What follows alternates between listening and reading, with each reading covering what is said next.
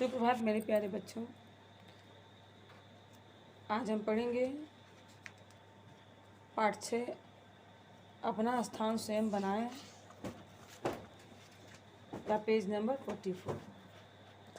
बच्चों, यह कहानी एक ऐसे युवक की है जो बहुत ही गरीब था, लेकिन परिश्रमी और बहुत ही मेहनती था।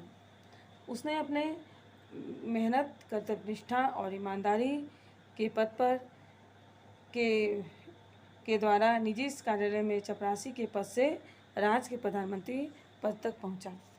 तो बच्चों, पहले वीडियो में मैंने आपको बताया था कि जो नवयुवक था उसे राजा ने अपने कार्यालय में चपरासी के पद पर रखते हैं और उसे 15 रुपये वेतन मिलता है।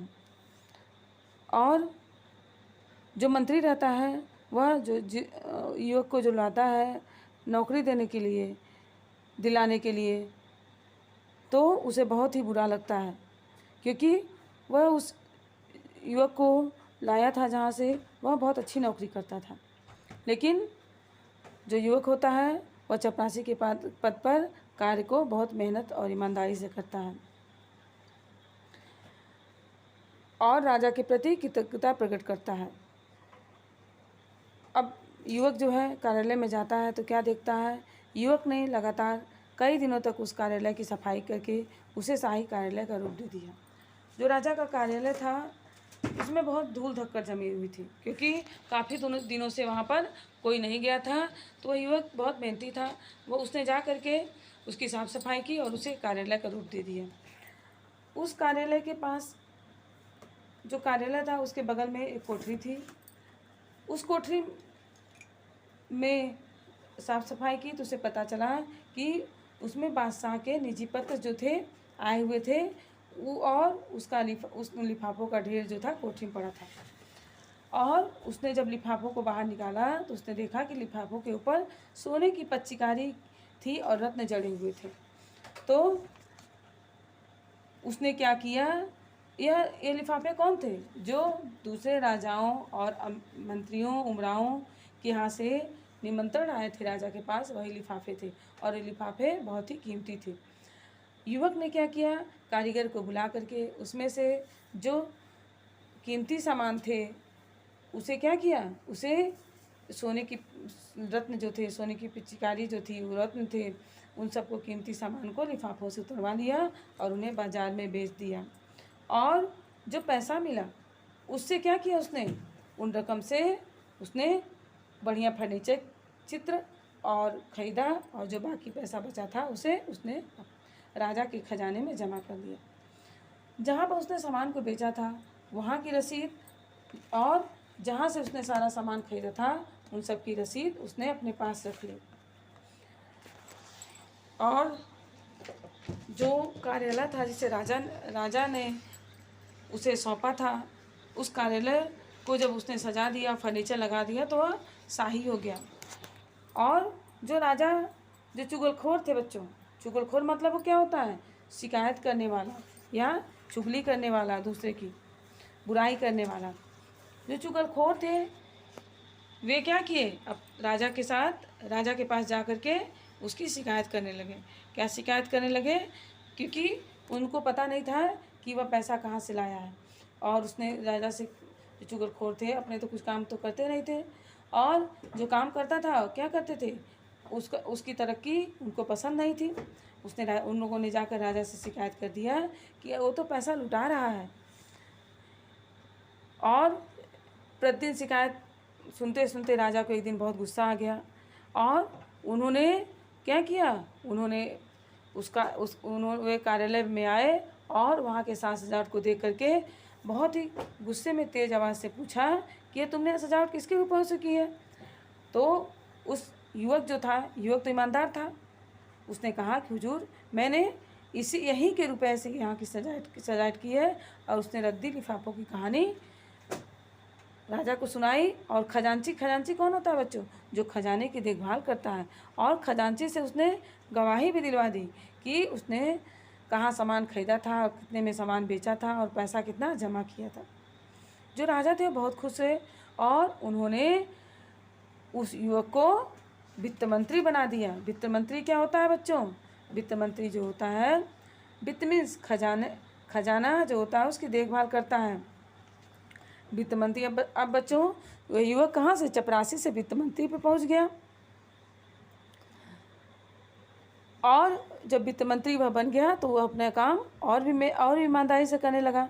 और जो मंत्री थे, दूसरे मंत्री थे, बहुत परेशान हुए। क्यों परेशान हुए? क्योंकि वह युवक ना तो बेईमानी करता था और ना ही किसी को करने देता था।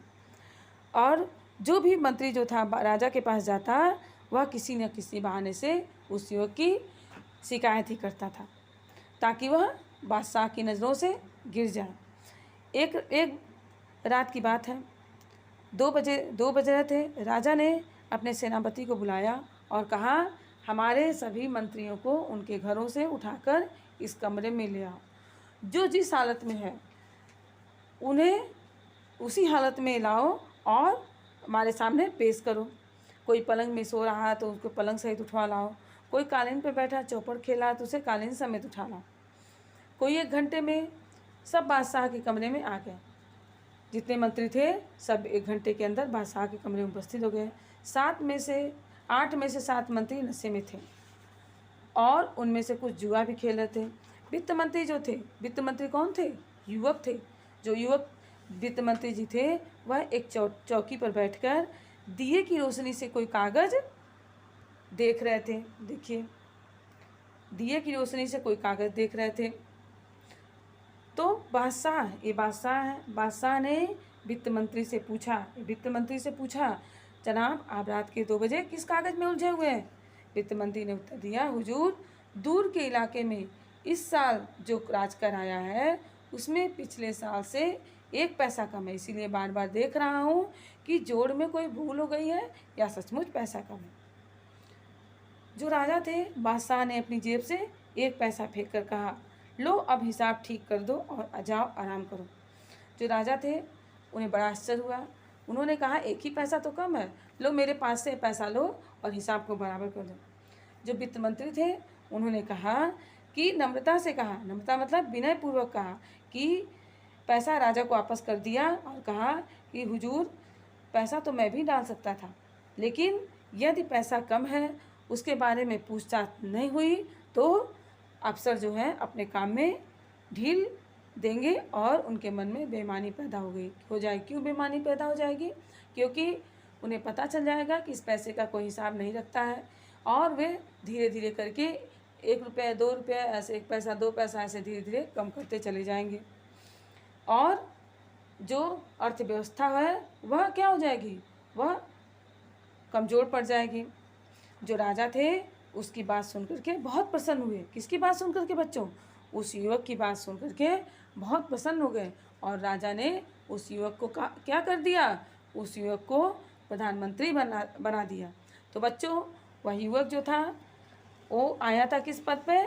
चपरासी के लिए आया था, लेकिन अपनी मेहनत, ईमानदारी, कर्तव्य निष्ठा और मेहनत के दम पर कहाँ पहुँच गया बच्चों? चपरासी से लेकर के वित्त मंत्री बना और अंतिम में क्या बन गया? वह प्रधानमंत्री बन गया।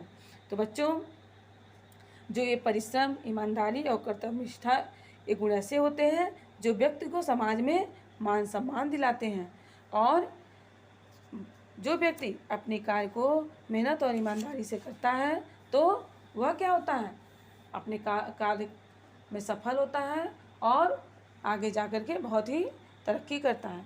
तो बच्चों इस कहानी से हमें यह शिक्षा मिलती है कि जो हमें अपना काम जो है सेवा भाव से, कृतज्ञता से, परिश्रम, नम्रता और ईमानदारी से करना चाहिए। तो बच्चों आप लोग इस कहानी को पढ़िएगा और अपने घर पर अपने मम्मी पापा को भी सुनाइएगा और घर पर रहिए, सुरक्षित रहिए। धन्यवाद बच्चों।